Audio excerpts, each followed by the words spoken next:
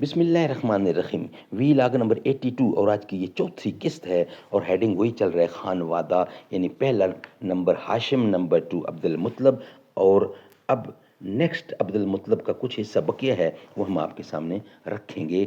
آج کا صفحہ نمبر 77 ہے، یعنی پیج 77 اور وی لاگ نمبر 82، اور آج کی یہ چوتھی قسط آپ کے سامنے پیش کرنے کو جا رہے ہیں۔ الرحیق المختوم، الرحیق المختوم کتاب کا نام ہے، سیرت النبی صلی اللہ علیہ وسلم پر دنیا بھر میں اول انعام یافتہ کتاب۔ رائٹر اس کتاب کے مولانا صفی الرحمان مبارک پوری۔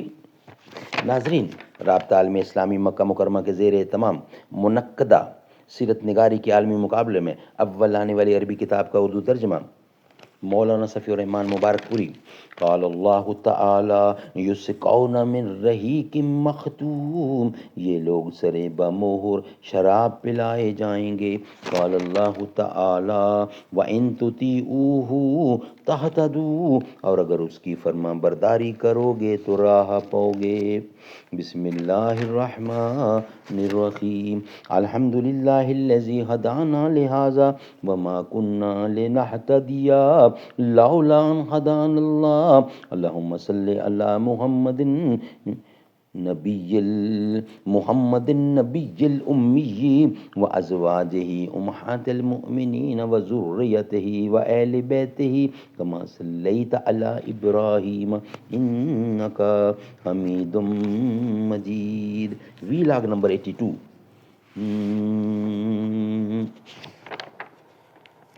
خدائے لم یزل کا دست قدرت تو زباں تو ہے، یقین پیدا کر اے غافل کے مغلوب گماں تو ہے۔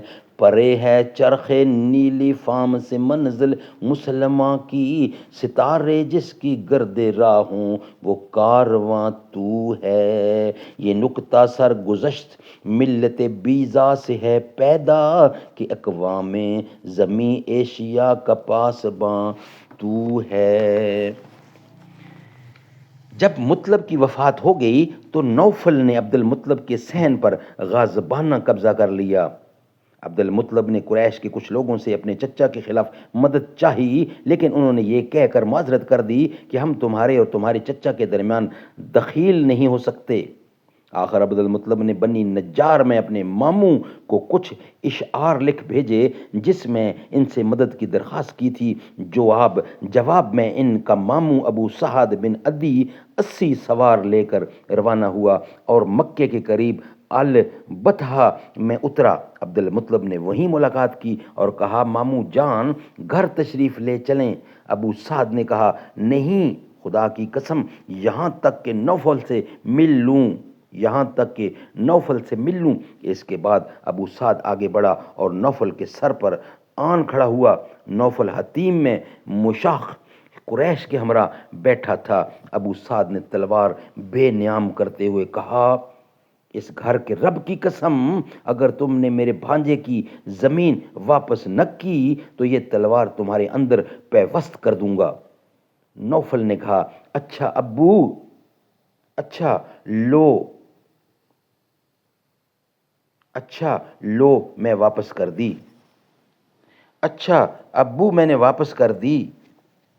اس پر ابو سعد نے مشاخ قریش کو گواہ بنایا، پھر عبد المطلب کے گھر گیا اور 3 روز مقیم رہ کر عمرہ کرنے کے بعد مدینہ چلا گیا۔ اس واقعے کے بعد نوفل نے بنو ہاشم کے خلاف بنی عبد شمس سے باہمی تعاون کا عہد و پیمان کیا۔ ادھر بنو خزاعہ نے دیکھا کہ بنو نجار نے عبد المطلب کی اس طرح مدد کی ہے تو کہنے لگے کہ عبد المطلب جس طرح تمہاری اولاد ہے ہماری بھی اولاد ہے، لہٰذا ہم پر اس کی مدد کا حق حاصل ہے، حق زیادہ ہے۔ اس کی وجہ یہ تھی کہ عبد مناف کی ماں قبیلہ خزاعہ ہی سے تعلق رکھتی تھیں، چنانچہ بنو خزاعہ نے دارالندوہ میں جا کر بنو عبد شمس بنو نوفل کے خلاف بنو ہاشم سے تعاون کا عہد و پیمان کیا۔ یہی پیمان تھا جو آگے چل کر اسلامی دور میں فتح مکہ کا سبب بنا۔ تفصیل اپنی جگہ آ رہی ہے، یعنی آگے انشاءاللہ۔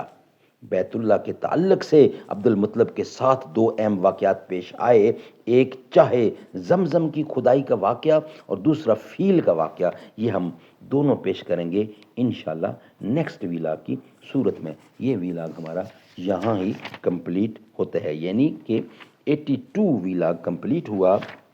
اب ہم آپ کے سامنے رکھیں گے ویلاگ نمبر 83، یعنی جو کہ آج کی 5ویں اور آخری قسط ہوگی۔